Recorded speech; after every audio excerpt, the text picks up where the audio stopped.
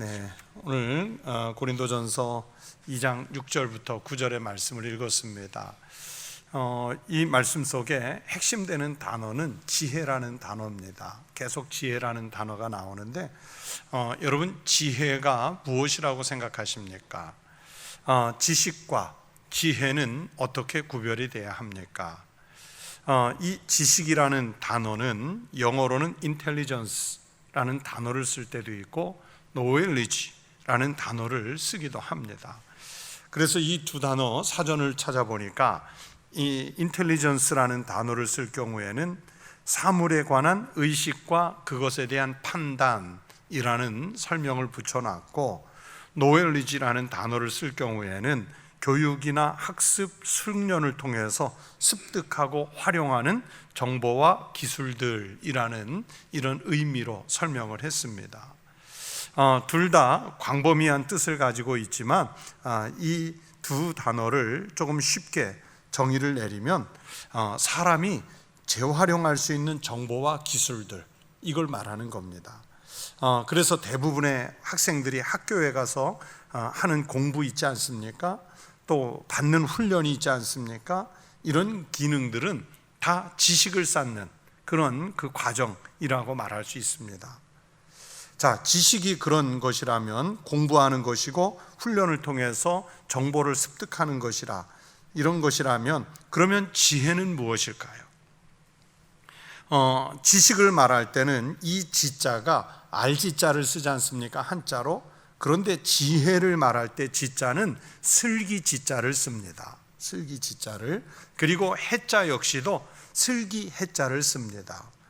그러니까 단순히 한자만 놓고 보면 지혜는 슬기롭다, 총명하다, 사리에 밝다, 이런 뜻이겠죠. 공부를 많이 해서 지식이 많아도요, 미련한 사람도 있고요, 공부를 많이 하지 않아서 학벌은 짧을지 몰라도 지식은 부족해도 상당히 지혜로운 분들도 있습니다. 지식이 지혜를 키우는데 일정한 도움을 주기도 하지만은, 그러나 지식이라고 하는 것이 지혜의 전부는 아닙니다. 지혜는요, 보통 철학적으로 설명할 때가 많은데, 지혜가 세상의 이치에 대해서 다루게 되면 철학적인 개념이 되고, 이 지혜가 기독교의 신, 즉 하나님에 대해서 다루게 되면 이 지혜는 신학적인 개념이 됩니다. 제가 설명을 좀 어렵게 했죠. 그냥 지식, 지혜, 그래도 우리는 대충 무슨 뜻인지 충분히 생각할 수 있습니다. 다만 좀 더 정확한 개념 정리를 위해서 제가 여러분에게 사전적인 설명을 드린 겁니다. 그런 측면에서 굳이 지식과 지혜 이 중에서 어느 것이 더 상위의 개념이냐 이렇게 묻는다면, 여러분, 지혜라고 하는 것이 지식보다는 한 단계 위에, 그리고 지식보다는 더 포용성을 갖는, 수용성을 갖는 단어가 바로 지혜라고 말할 수 있겠습니다. 그런데 제가 처음 말씀을 시작하면서 그 질문을 두 가지 했습니다. 지혜가 무엇이라고 생각하십니까? 지식과 지혜는 어떻게 다릅니까? 이 질문을 했는데, 그 첫 번째 질문이 지혜가 무엇이라고 생각하느냐 하는 질문을 드렸습니다. 그리고 짧게 설명을 하면서 지혜가 하나님에 대해서 다루게 되면 신학적 개념이 된다, 이렇게 말씀을 드렸습니다. 그러니까 성경에서 말씀하는 이 본문의 지혜를 논하려면 반드시 하나님에 대한 이야기를 할 수밖에 없고, 성경의 모든 지혜는 하나님과 관계를 맺고 있습니다. 그리고 더 나아가서는요, 하나님 자신이요 지혜 자체이고 인간에게 지혜를 공급해 주시는 근원이 되시는 분이 하나님입니다. 이것을 히브리어로 호크마라고 말합니다. 성경에서 호크마, 즉 이 지혜를 의인화해서, 다시 말하면 사람처럼 바꾸어서 말씀한 대표적인 것이 잠언 8장의 말씀들입니다. 잠언 8장 1절을 보시면 지혜가 부르지 아니하느냐, 명철이 소리를 높이지 아니하느냐 말씀하셨고요. 또 그래서 이 말씀에서 지혜가 부른다 했는데, 여기에서 이 지혜는 하나님이에요. 하나님이 우리를 부른다는 뜻이에요. 그러면서 잠언 8장 6절부터 8절에는 이렇게 말씀합니다. 너희는 들을지어다. 내가 가장 선한 것을 말하리라. 내 입술을 열어 정직을 내리라. 내 입은 진리를 말하며 내 입술은 악을 미워하느니라. 내 입의 말은 다 의로운 즉 그 가운데 굽은 것과 패역한 것이 없나니. 이 말씀에서 우리 인간을 부르고 선한 것과 정직한 것을 내시는 나, 우리를 그렇게 부르시고 선한 것을 내시는 이 나가 누구냐면 바로 하나님 자신입니다. 지혜이신 하나님 자신이세요. 그래서 성경이 지혜는 하나님 자신의 속성이고 말씀으로 온 만물을 창조하신 것은 바로 지혜로 창조하신 겁니다. 말씀이 육신이 되어 우리 가운데 오신 성육신이라고 그러죠. 이 성육신도 지혜이신 우리 주님이 인간에게 직접 찾아와 주신 것입니다. 하나님의 지혜를 다루는, 그래서 구약의 성경들을 우리가 지혜문학이라고 말씀하는 겁니다. 지혜가 하나님 자신이시기 때문에 성경은 아주 분명하게 말씀하지요. 여호와를 경외하는 것이 뭐의 근본이에요? 지혜의 근본. 거룩하신 자를 아는 것이 명철이니라. 하나님을 경외하는 사람이 정말로 지혜로운 사람이에요. 반면에 지혜가 없이 미련한 사람이 누구이겠습니까? 이것에 대해서도 성경이 말씀했습니다. 시편 14편 1절 말씀을 보시면 어리석은 사람은 그의 마음에 이르기를 하나님이 없다 하는도다. 자, 이 성경의 말씀대로라면 하나님을 알지도 못하고 하나님이 없는 것처럼 사는 사람이 바로 지혜를 모르는 사람이에요. 하나님 없이 사는 사람이 어리석은 사람이에요. 하나님 없이 사는 사람이 무지한 사람인 거예요. 앞에서 말씀드린 것처럼 세상 공부를 조금 덜해서 학벌이 조금 짧아서 지식이 짧을 수는 있지만 하나님을 알고 하나님을 믿으면 지혜의 가장 정점, 그 지혜의 꼭대기를 우리가 가지고 있는 거예요. 반면에 아무리 많은 공부를 해서 세상적으로 석사 학위가 있고 박사 학위가 있어도요, 하나님 없으면 그 사람은 지혜가 없는 사람이고 어리석은 사람에 불과하다는 말씀입니다. 그러니까 인간이 가장 고상한 지식, 가장 고상한 지혜를 얻는 것은 하나님을 믿고 하나님을 알고 하나님을 믿으면 이 지혜의 가장 정점을 우리가 소유하게 되는 것입니다. 그래서 사도 바울은 빌립보서 3장 8절에서 이렇게 말씀했습니다. 또한 이 모든 것을 해로 여김은 내 주 그리스도 예수를 아는 지식이 가장 고상하기 때문이라. 내가 그를 위하여 모든 것을 잃어버리고 배설물로 여김은 그리스도를 얻고. 여러분, 사도 바울이 예수 그리스도를 믿기 위해서 가장 고상한 지식, 즉 지혜를 얻기 위해서 자기의 학문을 버렸어요. 자기의 가문을 버렸어요. 자기의 명망을 버렸어요. 자기의 명예와 자신이 소유하고 있는 세속적 모든 것들을 버렸다 그랬어요. 사도 바울이 예수님을 안다는 것, 믿는다는 것이 가장 고상한 지식이라고 말하지 않습니까? 그래서 그 가장 고상한 지식, 즉 지혜를 얻기 위해서 자기가 지금까지 인간적으로 가장 소중하게 여겼던 것들을 배설물로 여긴다. 즉 버려도 하나도 아깝지 않은 그 괜찮은 것들로 여겼다고 말씀하고 있는 것입니다. 여러분, 우리 몸에서 땀이 나와요. 일종의 배설물이죠. 대소변이 나와요. 배설물이죠. 여러분, 그런 배설물 몸에서 배출하고 이렇게 나갈 때 보면 아이고 아까워, 피 같은 게 빠져나갔네, 저거 어디다 써먹을 데 없을까, 저게 가격이 얼마나 될까. 여러분, 그거 따져보는 사람이 있습니까? 나갈 거 나갔다고 시원해 하잖아요. 배설물로 여길 것은 그냥 버리는 거예요. 사도 바울은 가장 고상한 지식, 지혜와 그 지식을 얻어야 영생을 얻을 수 있기 때문에 자기가 그렇게 지금까지 살아오면서 애지중지하던 것들을 버릴 수 있었다, 배설물로 여겼다, 그렇게 말씀하는 거예요.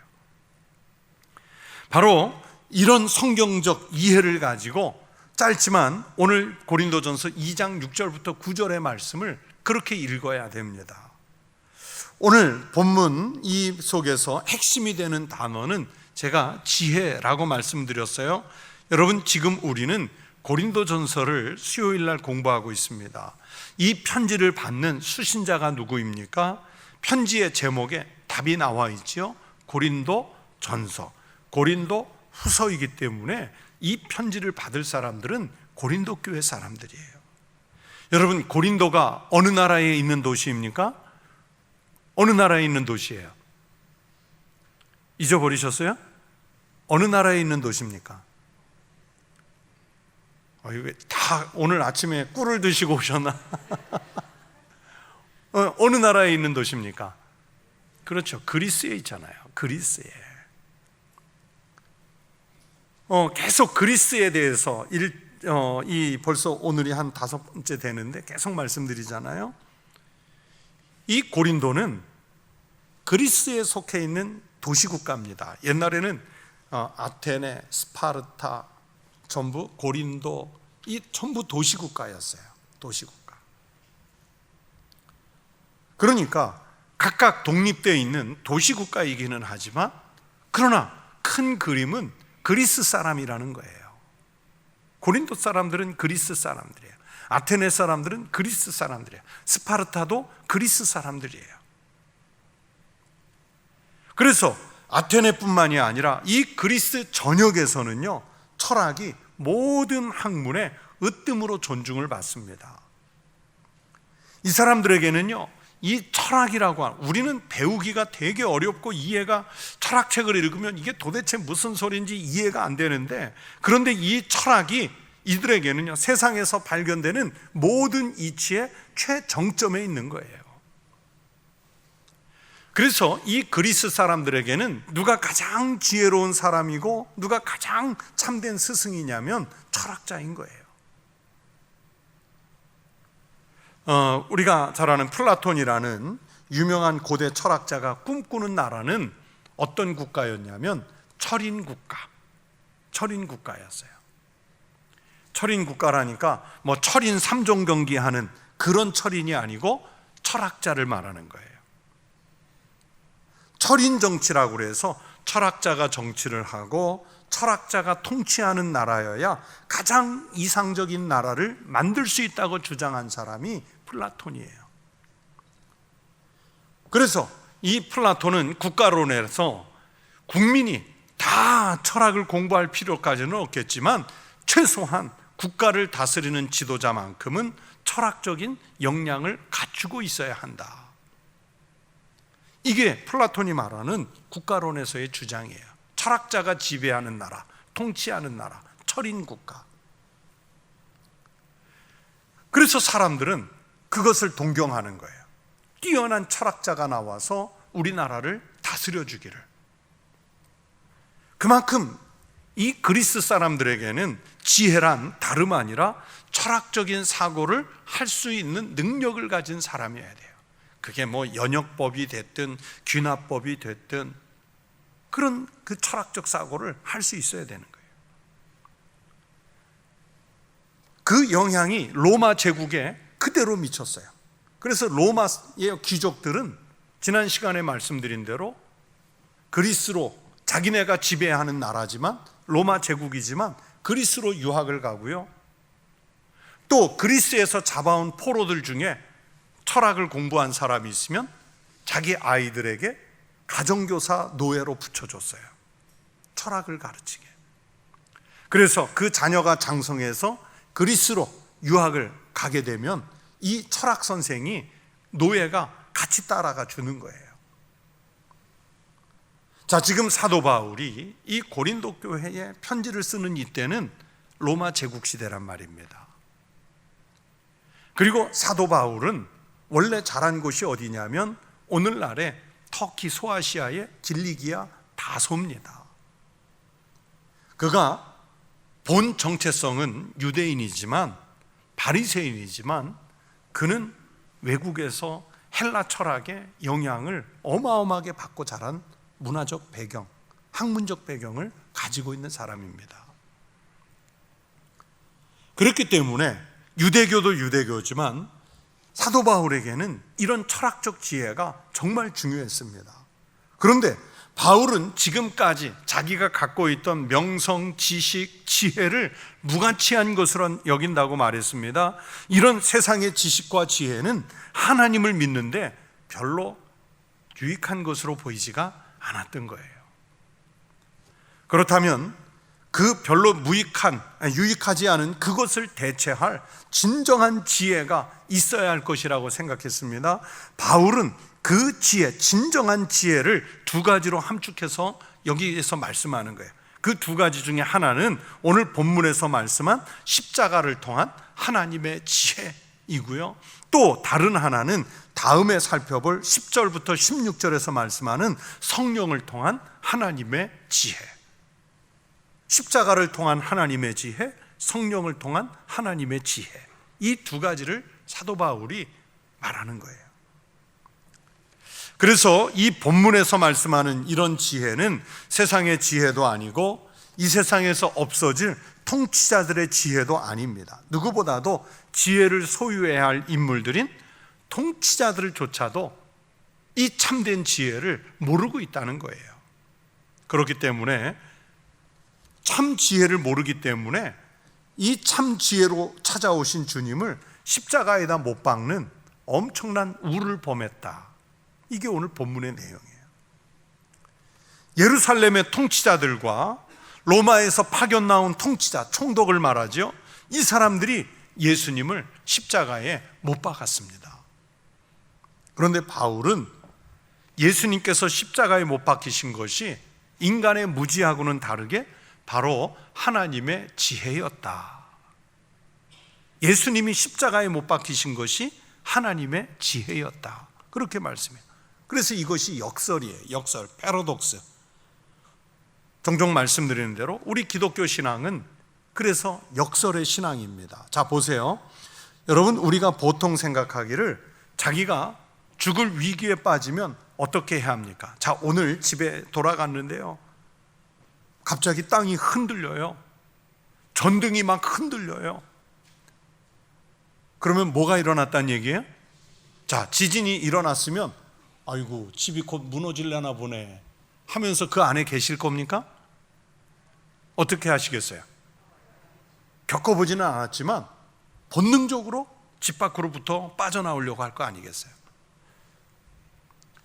우리 집은 아니지만 우리 라인에 아래층 아니면 혹은 위층에서 막 검은 연기가 솟아나면서 밖에서는 막 그 소방차 소리가 막 삐뽀삐뽀 들려요. 그러면 어떻게 하시겠어요? 아래층에 불났나 보다 하고 까치발하고 내다보시겠어요? 어떻게 하시겠어요? 일단은 빠져나와야죠. 이건 본능이에요.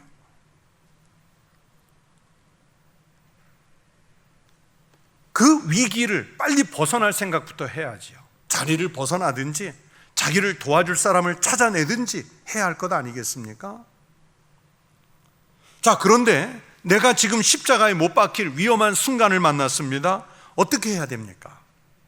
어떻게 하든지 십자가를 피할 수 있는 길을 찾아내는 게 우리가 생각하는 일반의 이게 지혜 아닙니까?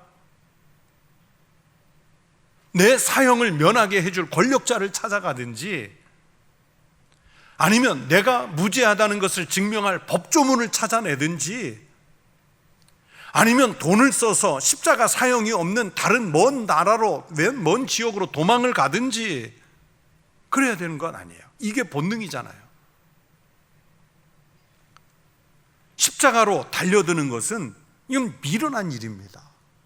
우리의 일반 상식으로는 아주 미련한 거예요. 죽으러 들어가는 거예요. 그런데 예수님을 보세요. 우리 예수님은 제가 지금 미련하다고 말한 그 미련한 방법, 십자가를 지는 길로 들어서셨습니다. 오히려 자발적으로 담대하게 십자가를 선택하셨습니다. 그런데요, 그 미련한 십자가를 통해서 우리로 하여금 생명을 얻게 하셨습니다. 그래서 우리 그리스도교 신앙을 역설이라고 그러는 거예요. 오늘 본문에서도 바로 그 연장선상에서 말씀을 주시는 겁니다. 십자가라는 이 비참한 사형 도구에 대해서 바울은 유대교에서 하나님을 뜻하는, 그러니까 유대교에서는 이건 하나님을 뜻할 때만 쓰는 거예요. 오늘 본문에 영광의 주님이라는 단어가 나오죠. 헬라어로 퀴로스테스 독세스라는 말인데 이건 함부로 쓰는 단어가 아니에요. 영광의 주님, 가장 위대한 이름인 이 영광의 주님이라는 말과 가장 누추하고 비천한 자리인 십자가를 연결시켰습니다. 이것이 바로 십자가의 도가 지니는 역설이에요. 우리가 보통 말하지 않습니까? 죽어야 산다. 그렇죠? 죽어야 산다. 바로 그 말입니다. 죽어야 사는 역설이 우리 기독교 신앙이고 십자가 신앙입니다. 십자가에 달린 영광의 주님, 십자가하고 유대교에서 말하는 영광의 주님은 절대로 같이 있을 수가 없어요. 함부로 붙일 수가 없어요. 그런데 십자가에 달린 영광의 주님, 곧 세상의 통치자의 어리석음과 동시에 하나님의 감추어진 뜻, 다시 말하면 십자가를 하나님의 지혜의 사건으로 만드신 그 놀라운 하나님의 뜻을 드러내는 겁니다. 여러분, 우리 인간의 몸에서 사물이나 세상에 대해서 인식하는 기관으로 가장 대표적인 곳이 세 군데입니다. 그 세 군데가 바로 눈과 귀와 마음이에요. 눈으로 보고 귀로 듣고 마음으로 느끼지 않습니까, 우리가? 그런데 하나님의 지혜는 이것으로 인식되는 것이 아닙니다. 오늘 본문 구절을 보세요. 기록된 바 하나님이 자기를 사랑하는 자들을 위하여 예비하신 모든 것은, 자, 뭐라고 그랬어요? 눈으로 보지 못하고 귀로 듣지 못하고 사람의 마음으로 생각하지도 못하였다 함과 같으니라. 기록된 바, 이렇게 시작했죠. 9절 시작을 기록된 바. 그러면 원래 이 말씀이 기록된 곳이 있다는 뜻이지요. 바울이 그냥 쓴 게 아니라 어디 다른 데 기록된 것을 자기가 가져왔다는 얘기지요. 소위 말하는 인용이에요. 그게 어디일까요?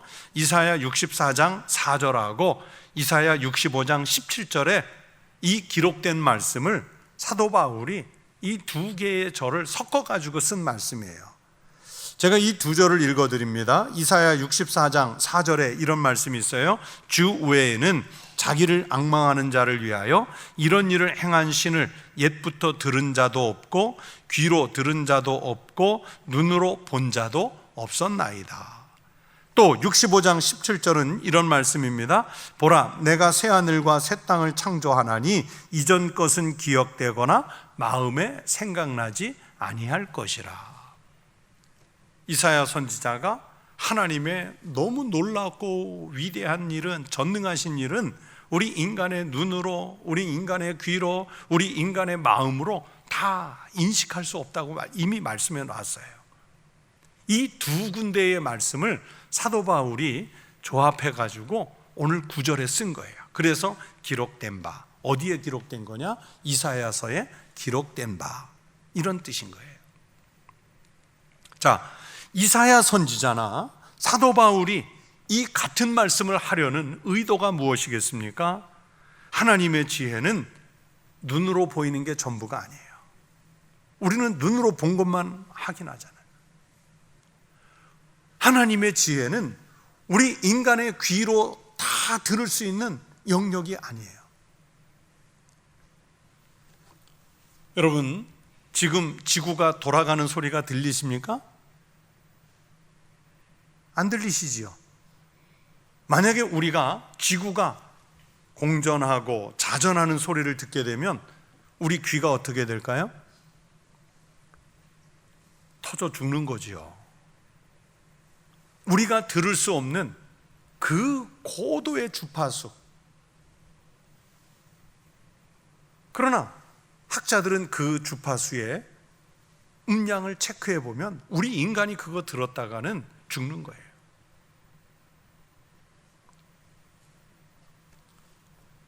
우리 인간이 들을 수 없는 영역이 많거든요.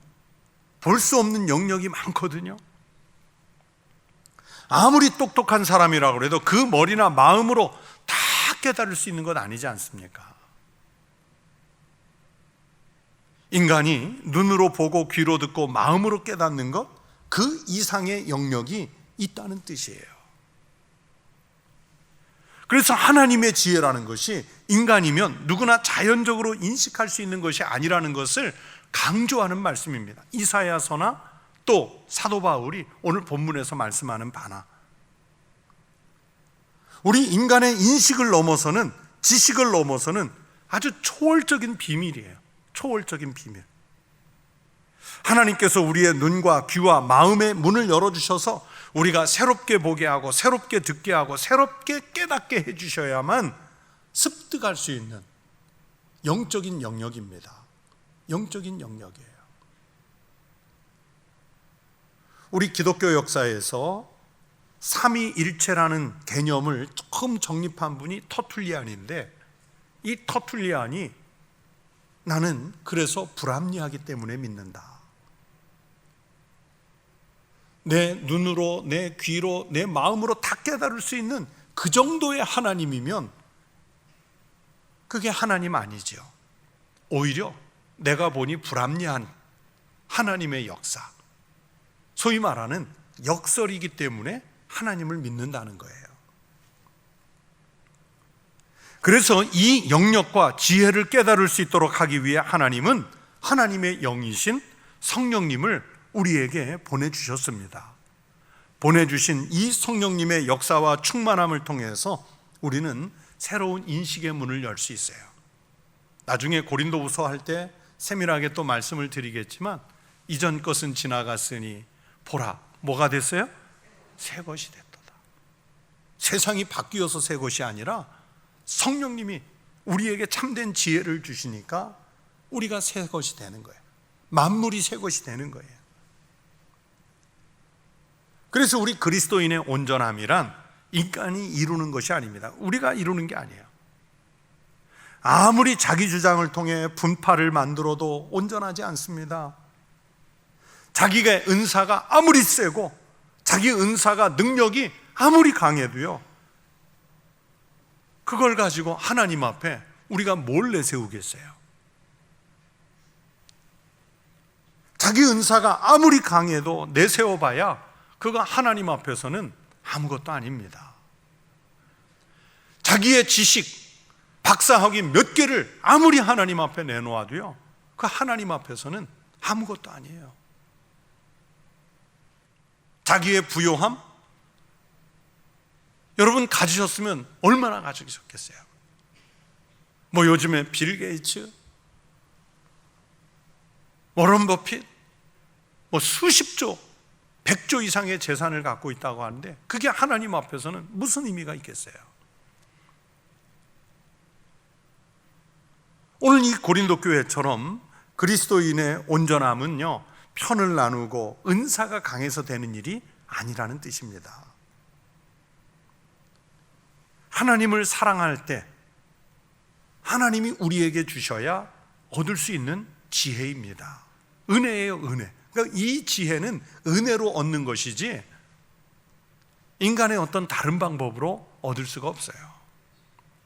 그런데 답답한 것은 고린도 교회는 이 사실을 몰랐다는 겁니다. 고린도 교회만 그렇습니까? 오늘날 현대 교회들도 이걸 모르면요, 백날 모여도 하나님의 백성이 되지를 못해요. 아무리 큰 교회여도, 아무리 오래 다닌 신앙이어도, 아무리 신학을 많이 공부해도 소용이 없습니다. 고린도 교회는 이 복음의 진리를 몰랐기 때문에 분파가 생기고, 예수를 믿는다고 하면서도 여전히 철학이 지혜인 줄로 알고, 또 자기네들의 부요함과 자기들의 삶의 기준을 자랑을 하는 거예요. 그래서 고린도 전서를 내내 읽어가 보면요, 사도 바울은 이 대목을 계속 지적해요. 계속 지적해요. 고린도 교회가 부흥했고 신앙적인 열정이 넘쳐나고 은사는 초대교회들 중에서 제일 셌잖아요. 그러나 예수 그리스도를 주님으로 고백하면서도 성령이 주시는 십자가의 지혜가 없으니까 보세요, 서로 시기하고 서로 질투하고 서로 다투고,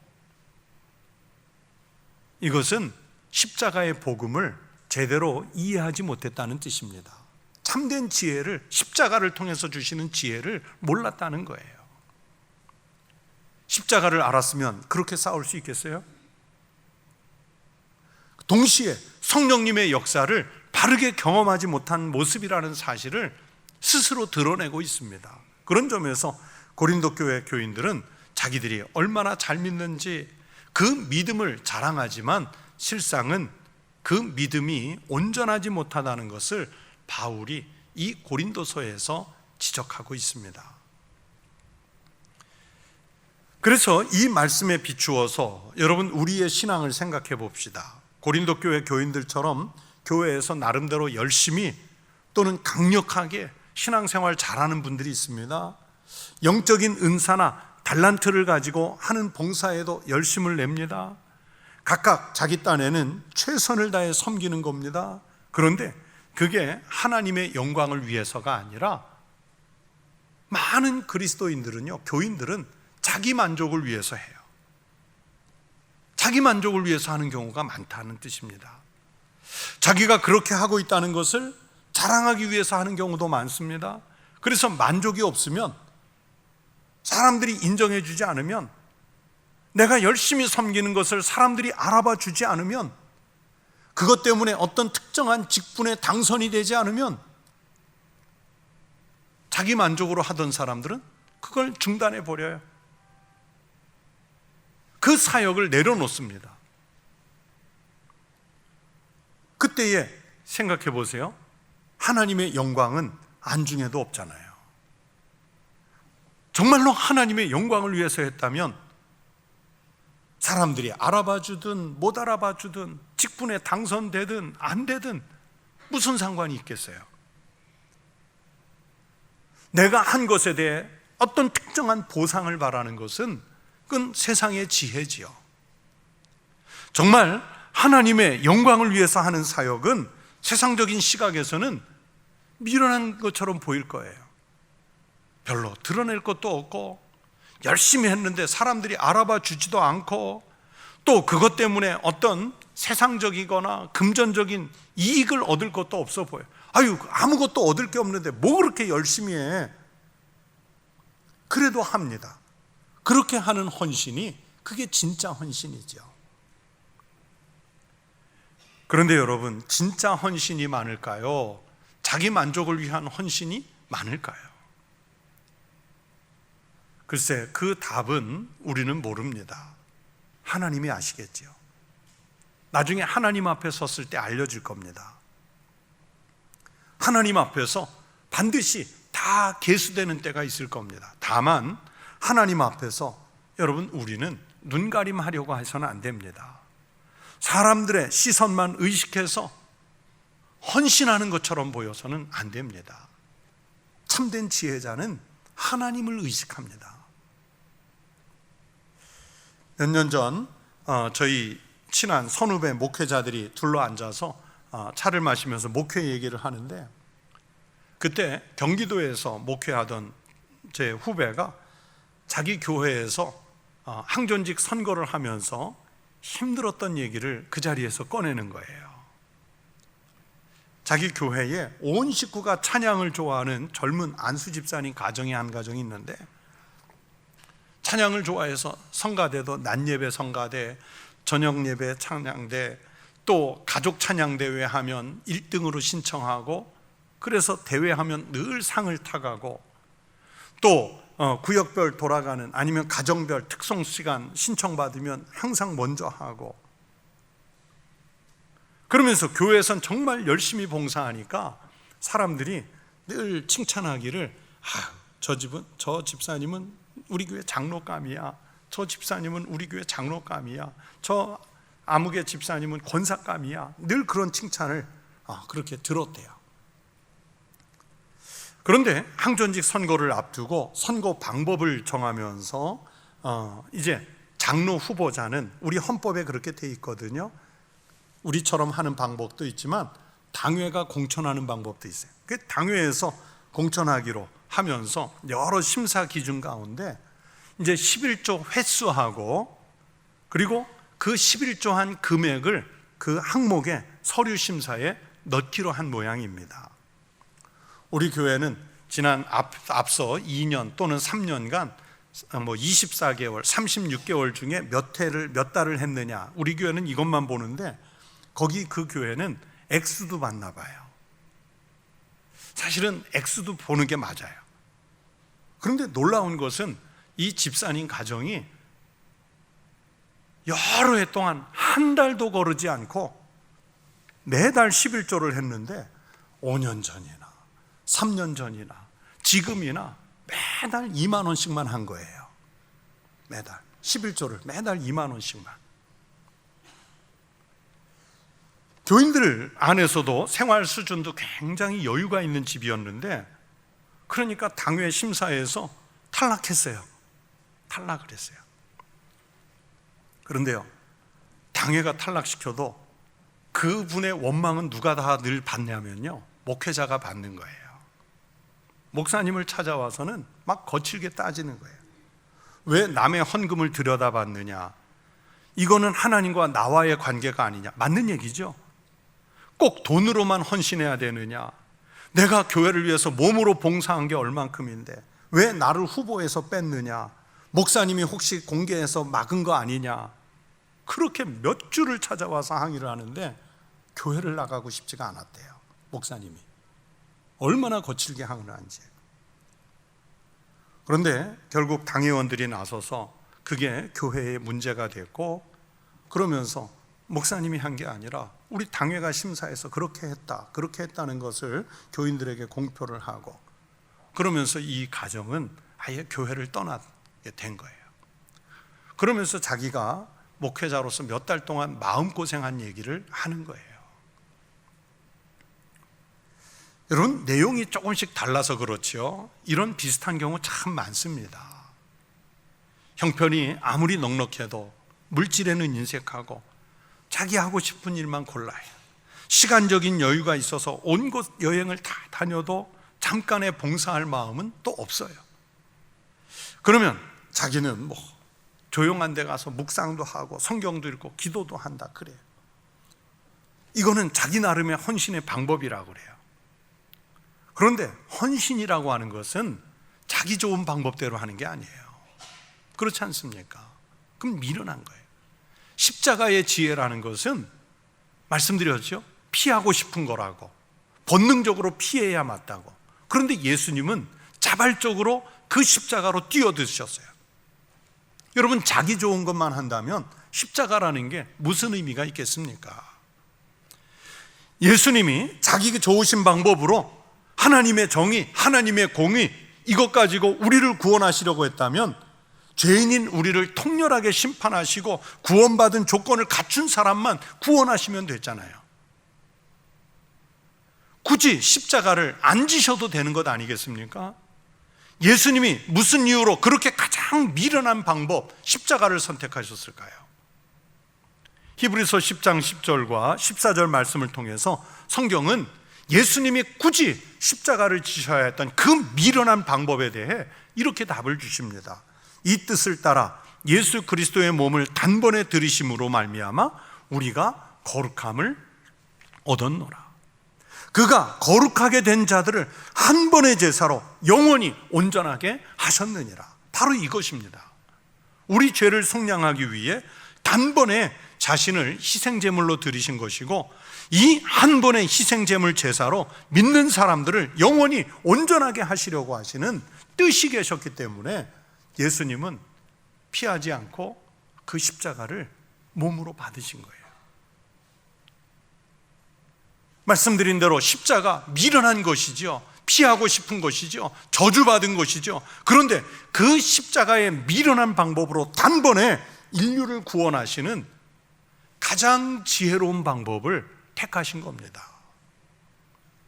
그렇다면 주님이 십자가에서 그렇게 헌신, 희생제물이 되신 것처럼 우리의 헌신도 그래야 되고, 우리가 그렇게 섬기는 것이 이게 미련한 것이 아니라 지혜로운 섬김이라는 것을 사도 바울은 고린도 교회 교인들에게 말하고 싶었고, 오늘 이 성경을, 이 선신서를 읽는 우리도 같은 마음으로 받아야 하는 겁니다.